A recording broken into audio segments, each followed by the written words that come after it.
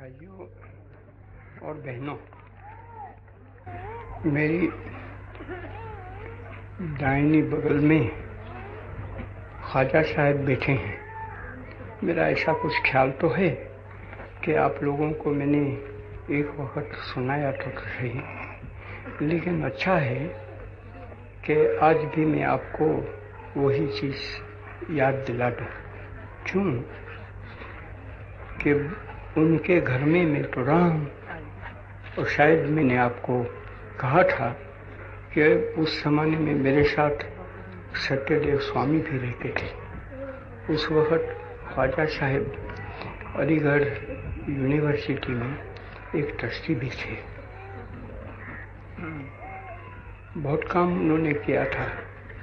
बाद में जब सब ने तय किया, मौलाना भाइयों ने भी तय किया कि हमारे तो असहयोग आंदोलन जोरों से चलाना है, तो वो सब निकल गए उसमें से। लेकिन जो मैं बताना चाहता था वो तो ये है कि स्वामी सत्यदेव उस वक्त तो वो पानी भी मुसलमानों के घर में मुसलमानों ने भरा हुआ वो पानी नहीं पी सकते थे, खाना भी न खाएं। मुझको भी ऐसा लगता था। ख्वाजा साहब के साथ कोई ऐसा मेरा मेल जोल तो नहीं था, लेकिन मैं तो किसी भी मुसलमान भाई के वहाँ चला जाता था, कोई डर नहीं लगता था कि वो मुझको खाने वाले हैं या तो मुझको कुछ दर्द होने का है। लेकिन यहाँ तो उन्होंने कहा कि अगर ऐसा है तो मैंने उनको कह दिया, तो उन्होंने कहा कि उसमें कौन सी बड़ी बात है, मैं तो पानी भी उनके लिए अलग करवा लूँगा और खाने का भी प्रबंध अलग करवा लूँगा। ये ख्वाजा साहब है। और पीछे एक मौका आ गया कि वो तो मैं चला गया था, वो मुस्लिम लीग की ही मीटिंग थी, ऐसा मेरा कुछ ख्याल है। तो वहाँ पीछे आखिर में मुझको पूछना पड़ा कि यहाँ कोई सत्याग्रही है कि नहीं है। उस जमाने में अली भाई जेल में पड़े थे और सब मुसलमान रोते थे कि वो जेल में पड़े हैं, कैसे हो सकता है। और कुछ मैंने ऐसी बातें कर ली तो थोड़ों ने रोना भी शुरू कर दिया। तो हम जब वहाँ से मीटिंग में से छूटे तो ख्वाजा साहब को पूछा, तो उन्होंने कहा कि 2.5 सत्याग्रही आपको मिल सकते हैं। वो कौन? तो शुएब कुरैशी, वो तो आज है मौजूद और ऐसा ही बहादुर है, उसमें मेरे दिल में कोई शक नहीं है। दूसरा मुअज़्ज़म, वो मर गए, बड़ा बहादुर आदमी था और उसने एक ज़माने में मार खाया था लेकिन किसी को मारा नहीं। और वहाँ जब ऐसा बन गया था, सब में किस्सा आपको नहीं सुनाना चाहता हूँ, तो वो मुअज़्ज़म के वो जैसे यहाँ है क्या, वो अटल, उनके हाथ में चोट लगी थी। किसी ने, क्रिश्चियन लोग थे उस वक्त, ऐसा ही हो गया, तो उन्होंने मारना शुरू कर दिया था। उसको यहाँ चोट लगी और कुछ यहाँ भी चोट लगी थी, ऐसे ही आ गई। और जिस जगह पे मैं रहता था रेवाशंकर भाई के वहाँ, तो वहाँ तो एक अस्पताल बन गई थी। उसमें पहला अस्पताल में दर्दी तो मोहम्मद भी था, लेकिन उसने किसी ने उस जमाने में न किसी को गाली दी न किसी को मारने की कोशिश की, क्योंकि वो तो तकड़ा आदमी था। अगर अपना बचाव करना चाहता था तो किसी को मारना चाहता था तो वो मार सकता था, मर जाए वो दूसरी बात है, लेकिन नहीं, वो तो उस खेल में था। वो 2 हो गए और उन्होंने कहा कि शायद आधा में हूँ, वो आधा सत्याग्रही है। तो अभी तो ऐसा है ना, उनको तो आना ही नहीं चाहिए था, मेरे से बिगड़ सकते थे, कभी क्या कर लिया। क्यों कि वो तो चाहते ही नहीं थे कि इस तरह से हिंदू मुसलमान वो हिस्सा उनका बन जाए। बहुत मेरे साथ भी बिगड़ते थे, लेकिन वो 2 सगे भाई वो आपस में बिगड़े भी क्या, तो वो मेरे पास रोने के लिए आ गए। तो मैंने तो उनको हंसा दिया कि हम रोने वाले नहीं हैं। अभी रोने वाले क्यों नहीं हैं वो किस्सा मैं आपको सुनाना चाहता हूँ। तो विषय वो तो वो हमारे सप्रू साहब हैं, उनका भी दोस्त है, तो वो मुझको सुनाते हैं कि उनको भी बड़ी चोट लगी है कि ऐसा कैसे हो गया। तो मैं तो उनको भी पैगाम भेजना चाहता हूँ आपके मार्फत से सबको कि वो हो गया, कांग्रेस ने किया और मुस्लिम लीग दोनों को पसंद नहीं आया, वो तो मैंने कल ही बता दिया था आपको। ऐसी चीज़ तो बन गई, लेकिन वो तो भूगोल के टुकड़े हो गए, मुल्क के टुकड़े हो गए। लेकिन क्या हमारे दिलों का भी टुकड़ा हो गया है? अगर दिलों का टुकड़ा हो गया है तो पीछे वो रोने के लिए गुंजाइश है, तब तो रोना होगा और नहीं तो मरना होगा कि मर जाए, रो रो कर भी तो मर जाए। लेकिन अगर दिलों का टुकड़ा नहीं बना है तब तो मेरी निगाह में खैर है। इसका ये मतलब मैं नहीं करवाना चाहता हूँ कि चलो वो पीछे 1 वर्ष में 2 वर्ष में थकान हो जाएगी और जिन मुसलमानों ने ऐसा तय किया कि चलो हमारे लिए तो टुकड़ा ही होना चाहिए, पाकिस्तानी होना चाहिए, मैं उसकी बात नहीं करना चाहता हूँ। आवे ना आवे, टुकड़ा रहे हिंदुस्तान का, उसकी मुझको परवाह नहीं है, लेकिन हमारे दिलों का टुकड़ा होगा कि अब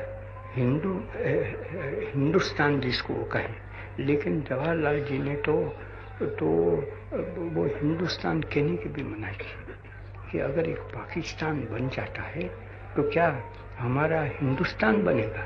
हिंदुस्तान के माने तब ये हो जाता है उसके मुकाबले में कि हिंदुओं का स्थान, तो उसमें हिंदुओं का स्थान रहेगा और पीछे वहाँ पारसी नहीं रहेंगे, ख्रिस्ती नहीं रहेंगे, यहूदी नहीं रहेंगे और पीछे मुसलमान तो अभी तो एक अलग नेशन बन गए, अलग नेशन के आदमी बने हैं। तो यहाँ तो पीछे हमारे से भी बिल्कुल जुड़े हो गए, तो पीछे मुसलमानों को कहा कि नहीं यहाँ से चले जाओ। अभी ख्वाजा साहब तो यूपी के हैं, तो पंत जी अभी ख्वाजा साहब को यही कहेंगे क्या? उनके दोस्त हैं कि ख्वाजा साहब यहाँ से आप हट जाइए और आपको तो अभी पाकिस्तान में जाना चाहिए। यहाँ आप ये हिंदुस्तान के रैयत नहीं हो सकते हैं। लेकिन ऐसा अगर हम करें तब तो जो जिन्ना साहब ने सुना दिया था कि वो बिगड़े हुए हैं,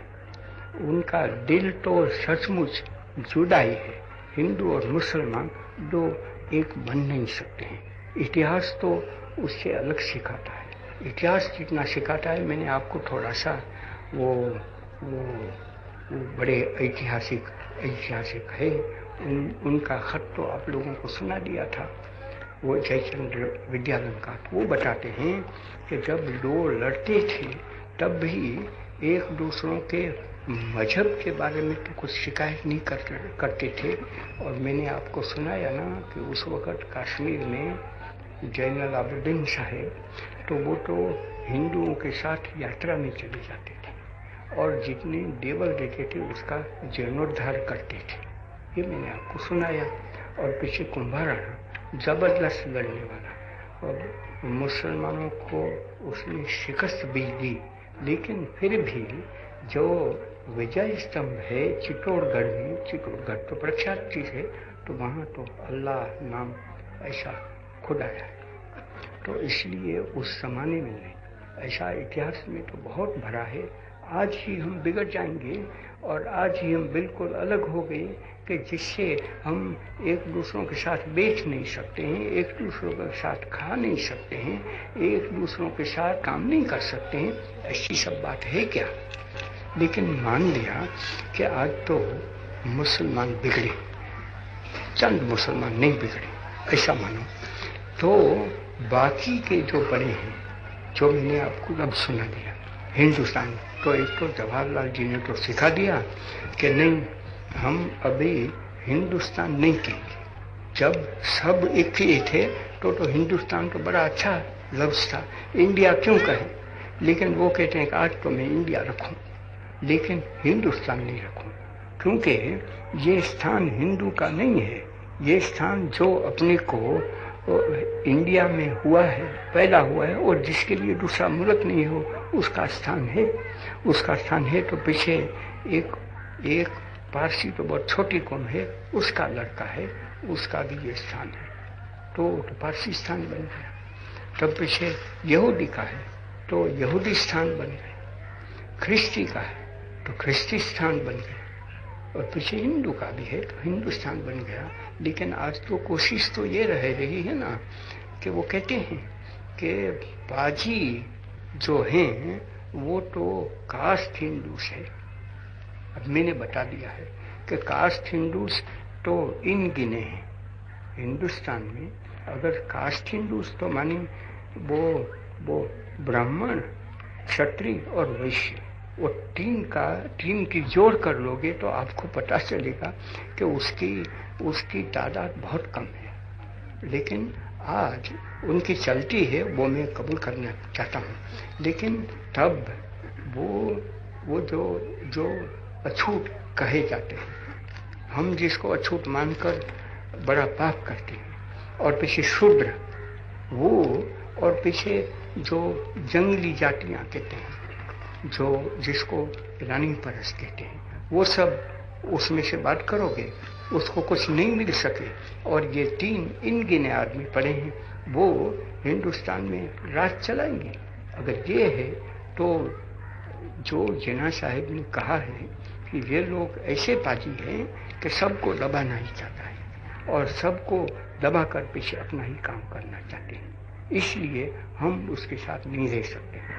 और हम तो बिल्कुल एक जुड़ी नेशन ही बन जाते हैं। जैसे एक आदमी, मेरा लड़का मुसलमान बन गया तो अलग नेशन बना, तो मुझको उसको अलग नेशन मानना होगा, ये चलता है आज।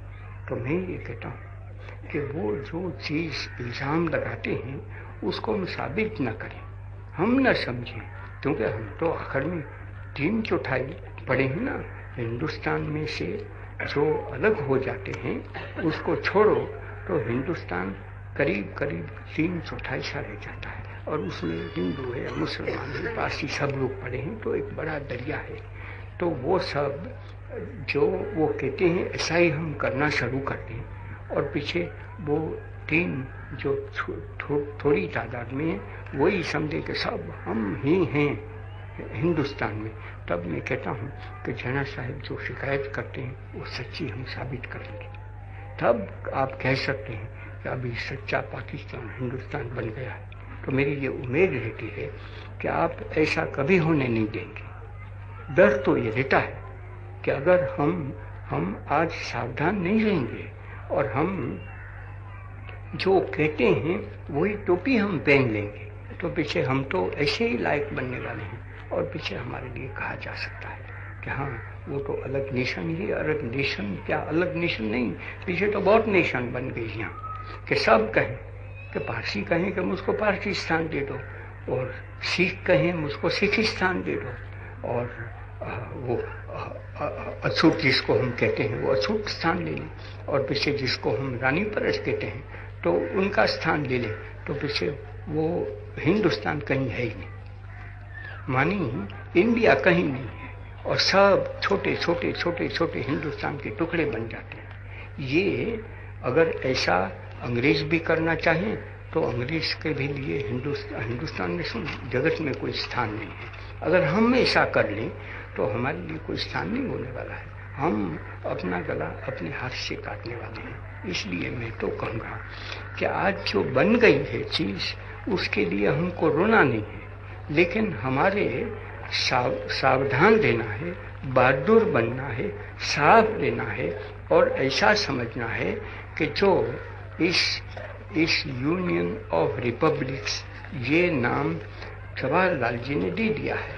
और जब पहली बहस उन्होंने की ये कॉन्स्टिट्यूएंट असेंबली, तो भी उन्होंने ये कहा कि ऐसा बड़ा बुलंद एक यूनियन हम बनने वाले हैं, तो हमको ये साबित करना होगा कि इस यूनियन में जो मुसलमान रहते हैं वो हमारे भाई ही हैं। हाँ, पीछे वो कहे कि नहीं हम तो तुम्हारे साथ रहना ही नहीं चाहते हैं, तो भी हम उनके बर्दाश्त करेंगे। गुस्से में आ जाते हैं, भाग जाएं। वो कहें कि अभी तो हमारे यहाँ रहना भी अच्छा नहीं है, तो किसी को कोई मजबूरन थोड़ा रखना है। मजबूरन, जैसे ये भी मजबूरन नहीं रखना चाहते थे तो कांग्रेस ने मान लिया, तो इसलिए वो भाग जाएं तो दूसरी बात है, लेकिन रहें तो उनको हमारे भाई ही ऐसा हमारे रखना चाहिए। और हम क्या रखने वाले हैं, वो अपने आप महसूस करें कि वो टुकड़ा भले हो गया, लेकिन हम उस टुकड़े में नहीं है, हम तो इसमें वो यूनियन में पढ़े, यूनियन में पढ़े हैं, यूनियन की वफादारी करेंगे, यूनियन की सेवा करेंगे और यूनियन हमारी सेवा करेंगे। इस तरह से अगर सिलसिला चले और हम सोचें कि हम एक भी चीज को बिगाड़ना नहीं चाहते हैं, तब पीछे मुझको डर क्या हो जाता है आज कि कोई मुझको पूछते हैं कि भाई अभी हिंदुस्तानी का क्या काम करना है। हिंदुस्तानी के मानी तो ये है ना कि उर्दू नहीं, हिंदी नहीं, लेकिन दोनों मिलाकर अच्छे जो उसमें से लफ्ज है कि ठेठ फारसी के लफ्ज, ठेठ संस्कृत के शब्द, वो उसकी मिलावट तो नहीं हो सकती है, लेकिन देहाती लोग हिंदू हो या मुसलमान वो बोलते हैं और उर्दू लिपि में लिखते हैं या तो देवनागरी लिपि में लिखते हैं। वो हिंदुस्तानी जबान मैंने कही है। एक ज़माने में तो वो हिंदुस्तानी बराबर चलती थी, अभी गोलमाल हो गया है, तो भी उसके लिए एक खासी संस्था बन गई है, वो चलती है। लेकिन आज पूछते हैं कि वो हिंदुस्तानी अभी हिंदुस्तानी क्या बन जाए इससे, वो पाकिस्तान में उर्दू चले और बाकी का जो हिस्सा है यूनियन ऑफ रिपब्लिक्स उसमें हिंदी चले। मैं वो नहीं मानता हूँ। अगर हम माने तो हमारे सामने ये इल्ज़ाम लगाया जाता है कि वो जो हिंदी का बड़ा होता है उसको भी उर्दू को मिटाने के लिए, वो बात तो सही नहीं है। उर्दू को कोई मिटा नहीं सकता है, इतनी बड़ी बुलंद जो जबान हो गई है उसको मिटाने वाला कौन है, किसकी ताकत है कि वो मिट सकती है। लेकिन कहते तो हैं। लेकिन आज अगर हम ऐसा करें कि अब तो उर्दू के लिए कोई गुंजाइश ही नहीं है, तब पीछे एक बहुत बड़ी बात हो जाती है। तब हमको ये सप्रू साहब जिसका नाम लिया उनको भी निकालना पड़ेगा, क्यों कि उनकी तो मादरी जबान उर्दू है, दूसरा तो वो जानते नहीं है। मैं उनको हिंदी में बात करना शुरू कर दूं और संस्कृत लफ्ज ठूस कर उसमें डालूं तो वो नहीं समझेंगे। और उर्दू का कहो तो वो तो उनसे बढ़ के उर्दू जबान बोलने वाले बहुत कम मुसलमान मिलेंगे और कम हिंदू तो मिले, उसमें तो शक क्या है। लेकिन इससे ऐसा थोड़ा है कि वो मुसलमान बन गए हैं, वो तो खासे हिंदू हैं। उनके घर में चले जाओ तो भी पता चलता है कि वो तो हिंदू पड़े हैं। लेकिन हाँ, उर्दू जबान की अगर कोई शिकायत भी करे तो गुस्सा कर लेते हैं, काफ़ी गुस्सा कर सकते हैं कि ये कौन सी बात है कि मेरी जबान है, उसके लिए तुम ऐसी बात करोगे, तो उनका हम क्या करेंगे। इसलिए मैं कहूँगा आपको कि वो हिंदुस्तानी का जितनी जोरों से काम चला है उससे 10 गुना जोरों से हम काम चलावे, तब तो हम बता सकते हैं कि नहीं, हम तो जैसा दूसरों को चाहते हैं इतनी ही मोहब्बत से मुसलमानों से भी हम मोहब्बत रखने वाले हैं। ये तो हुआ।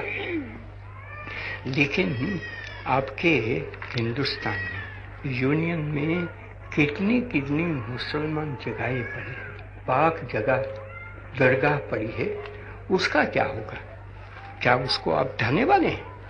अगर आप ढा दें, ऐसा किसी के दिमाग में भी आ जावे, तो उसका नतीजा मैं आपको ये कहता हूँ कि हमको ढाना और हम बिल्कुल ख़त्म हो जाने वाले हैं। तो ख़त्म हमको कोई दुनिया में तो आज तो चलता नहीं है ऐसा कि दूसरे आदमी आवे और हम हमारे साथ लड़ाई करे और ख़त्म करें, लेकिन हमारे गुनाह से हम ख़त्म हो जाने वाले हैं। आखिर अंजाम में ये जो हो गया है ना, उसमें एक मैं तो समझता हूँ कि उसमें कोई ईश्वर का चमत्कार ही है कि दोनों का इम्तिहान होने वाला है अब, कि एक तरफ से मुसलमानों का कि पाकिस्तान में क्या करते हैं। आज मैंने वो पाकिस्तान में क्या करते हैं उसको सोचा नहीं है, वो मैं कहना भी नहीं चाहता हूँ, मैंने काफ़ी कह दिया। आज तो मैं कहता हूँ कि हिंदुस्तान में उसका नाम तो अभी खासा दूसरा कोई चुने तो अच्छा है, नहीं तो यूनियन ऑफ इंडियन रिपब्लिक्स, उसमें क्या होगा।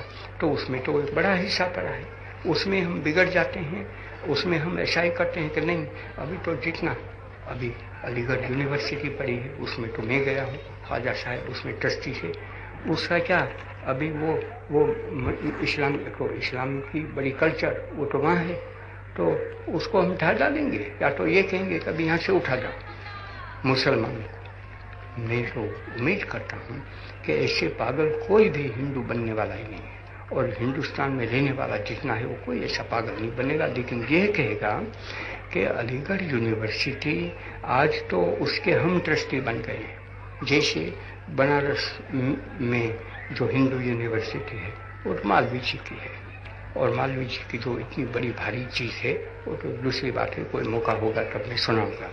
लेकिन इसलिए हमको तो ये कहना होगा कि या तो उनकी कोई पाक जगह पड़ी है, या तो उनकी तालीम गाह पड़ी है, या तो ऐसी कोई भी चीज़ पड़ी है।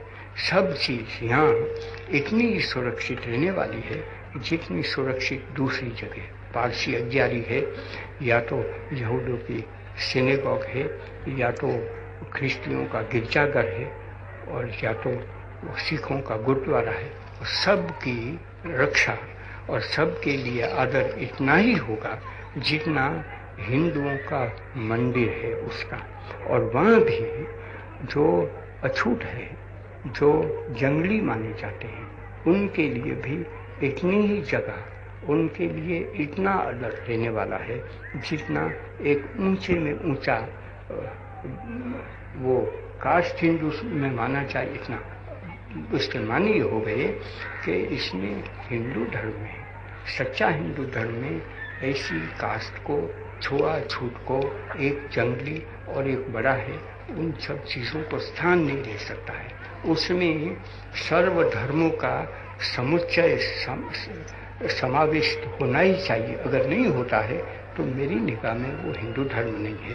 तो एक तरफ से ये हमारा इम्तिहान हो रहा है, और मैं तो ये उम्मीद करता हूँ कि जो इम्तिहान हमारे लिए आज हो रहा है उसमें हम 100 हिस्सा पास होने वाले हैं। और ये मेरी तो ईश्वर से प्रार्थना है, और आप लोगों से भी मैं तो ये मांग लूँगा कि हम ये करें। और इसमें कोई शर्त नहीं है कि हाँ वो तो हम करने वाले हैं कि वो करें तो हम भी करेंगे। वो तो बनियापन हुआ, बनियापन का आज नहीं है, वो मौका चला गया। अब ऐसा तो अंग्रेजी में तो कहते हैं कि टिट फॉर टैट, वो तो चलता है। मैं आपको कहना चाहता हूँ कि वो ज़माना चला गया। आज जो ज़माना है वो तो ये है कि जो हमको गाली देता है, मारपीट करता है, उसके सामने मोहब्बत है। जो झूठ बोलता है उसको अगर जीतना है तो सच से, हक से। जो आदमी बिल्कुल बेहुदा बात करता है और असहिष्णु होता है उसके सामने, और उसका अगर हम सामना करना चाहते हैं तो हमारे तो उदार भाव बताना है। ऐसा हम करें और सब चीज़ में हमारी आँख पाक रहें, हमारे कान पाक रहें, हमारे हाथ पाक रहें, तब तो मैं जानता हूँ कि आप पास होने वाले हैं। और इसी तरह से जो ऐसा मानते हैं कि अभी तो हमने तो मुसलमानों के लिए एक जगह भी ली, करें तो दोनों इस तरह से अगर मुकाबला करें तो किसी को कोई कहने का ही नहीं है। लेकिन वो कुछ भी करें न करें तो भी हमारे तरफ से यही जवाब मिले, तब तो मैं जानता हूँ कि दुनिया के लिए खेल है। अगर टिट फॉर टैट ही चलता रहे तो दुनिया जिंदी नहीं रह सकती है, इसमें मुझको कोई शक नहीं है।